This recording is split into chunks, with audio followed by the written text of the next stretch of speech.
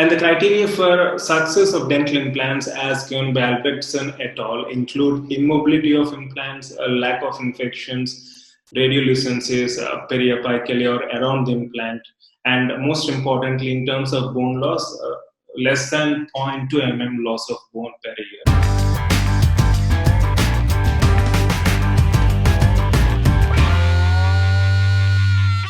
Hi, hope you guys are all doing good. So let's continue with our paper discussion video part 3. I hope you guys are all ready.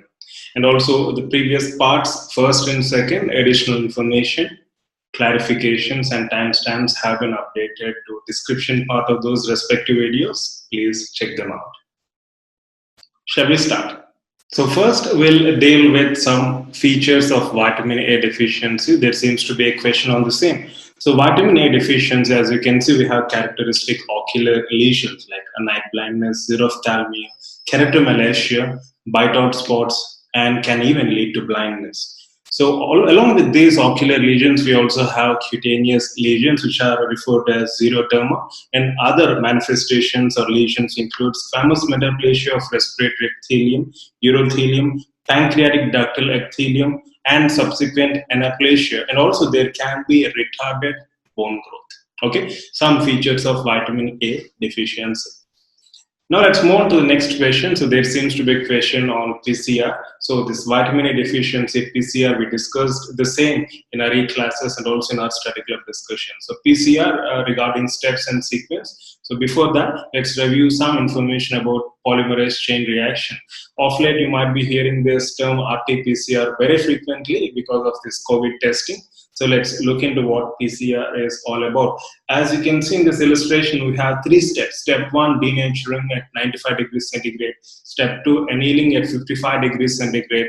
And we have step 3, synthesizing at around 72 degrees centigrade. And this cycle is repeated for 20 to 40 times as given in this particular illustration. So what is this polymerase chain reaction? So as the name itself indicates, there seems to be some chain reaction going on. So what's this all about? So polymerase chain reaction is an amplification technique that allows detection and selective replication of targeted portion of genome.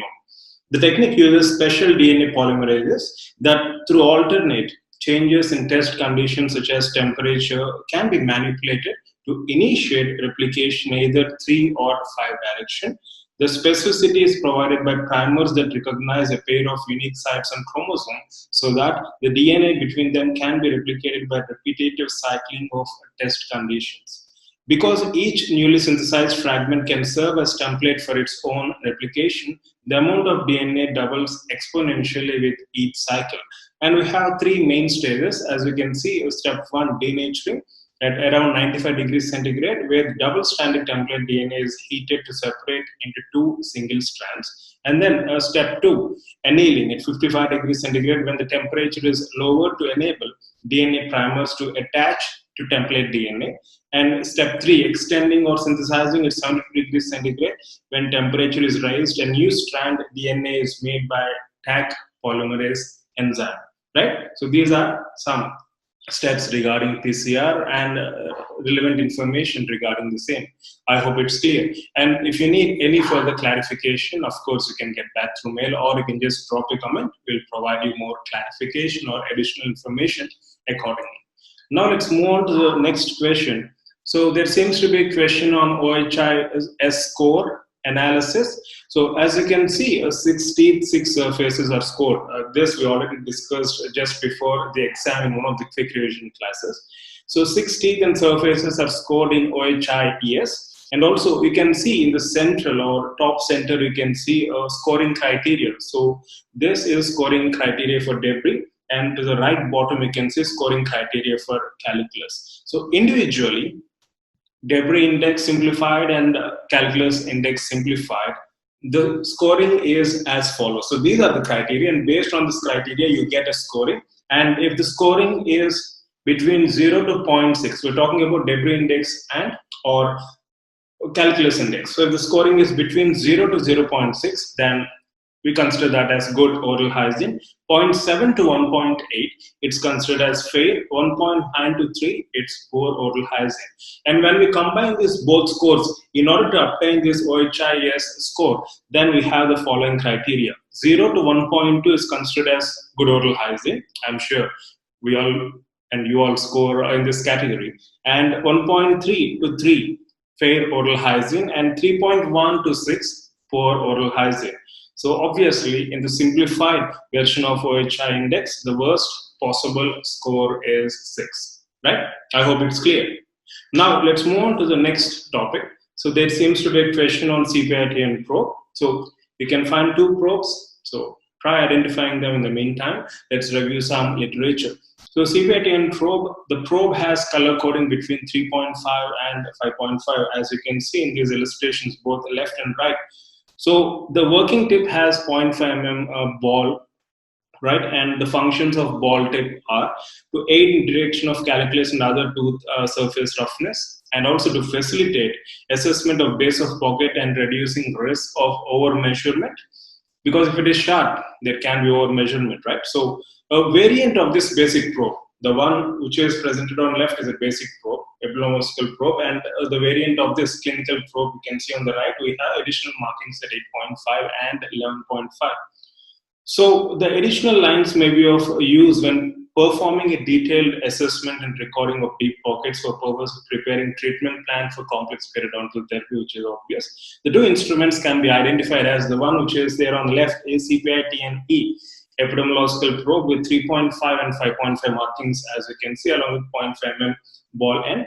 And the right one is CPITN-C, that is for clinical probe with additional 8.5 and 11.5 markings. So let me know if this information is useful, and also if you need any additional information, just drop a comment. Now let's move on to the next question, Nagpur classification. So this Nagpur classification of cleft lip and palate was given by Chekri Balakrishnan. He is a renowned plastic surgeon. He's also considered as father of plastic surgery in India. He established first course of plastic surgery in Nagpur, and he has several innovations to his credit, and this is one of them. He's given this classification of cleft lip and palate, which is also called as Nagpur classification. As you can see, group 1, group 2, and group 3, right? So the right illustration is just for your understanding. It has nothing to do with this classification. The left one, consider this table very, very important. So group 1, cleft of lip or cleft lip. Group 1A, cleft of lip with cleft of alveolus. And group 2, you can see cleft of palate alone. Group 2, yes, submucous cleft of palate. And group 3, cleft of lip and palate. Okay, so this is Nagpur classification of cleft lip and palate. And let's move on to the next topic, drug-resistant MRSA. You can see a beautiful colored image. So this is SCM image of neutrophil trying to attack and absorb or take in MRSA, right? So scanning electron micrograph of human neutrophil ingesting MRSA. So vancomycin usually is given a drug of choice for MRSA. Let's review some literature from Tripathi. So vancomycin continues to be drug of choice for treating MRSA. Most MRSA infections caused by multi-drug resistant strains. Clindamycin, cotrimoxazole, fluoroquinolones, or minocycline may be useful when patients do not have life-threatening infections caused by strains susceptible to these agents. Teicoplanin is indicated in enterococcal endocarditis, MRSA, penicillin-resistant streptococcal infections in place of vancomycin. Some additional information, right? Teicoplanin. Central giant cell granuloma, also called as giant cell tumor or giant cell lesion, we go with aggressive curettage, right? It's an advised or prescribed treatment modality.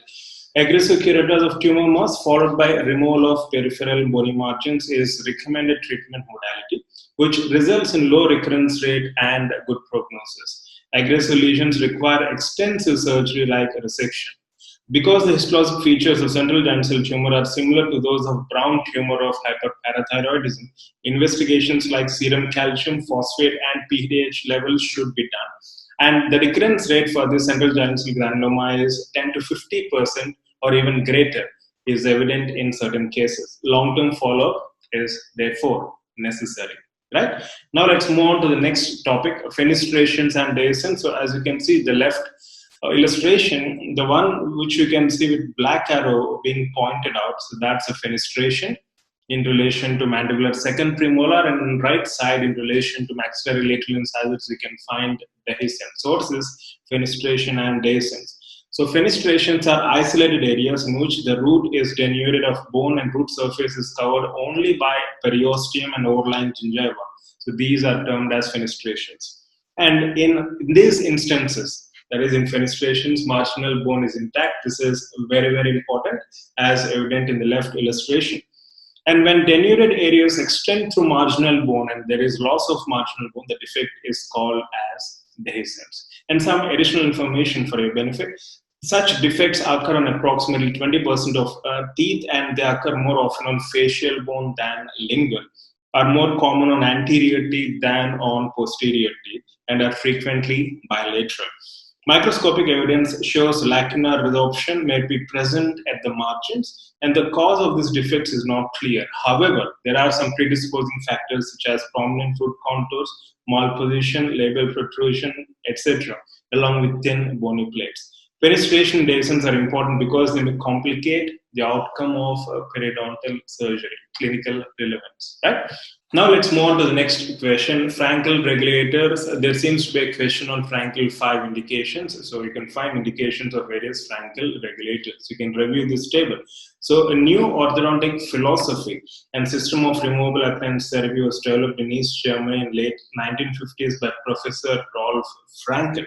Although there were 4 fundamental designs of Frankel appliance, they are often grouped together for description as functional regulator or FR.